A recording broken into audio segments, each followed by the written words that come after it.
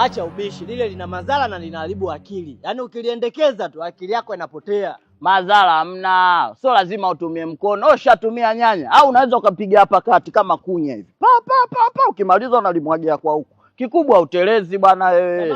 Samani blaza. Wewe unapenda ubishi njoo. Unakuwa unabisha. Nakwaje blaza? Samani wewe. Na fresh. Kwa jinsi nilivyokuona wewe unajua una professional yako. Huyu dogo anabisha.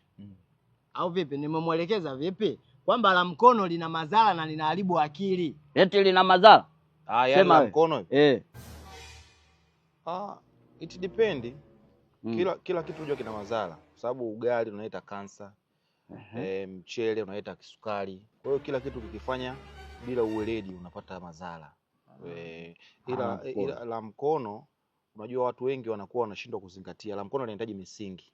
Kwa sababu kwanza inatakiwa uangalie hali ya hewa na nyakati. Kwa sababu la mkono inatakiwa upige mawio na machweo.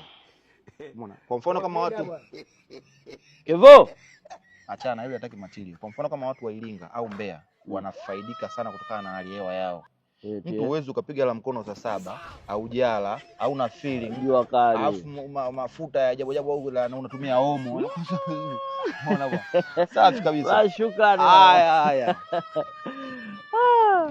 Akiamu.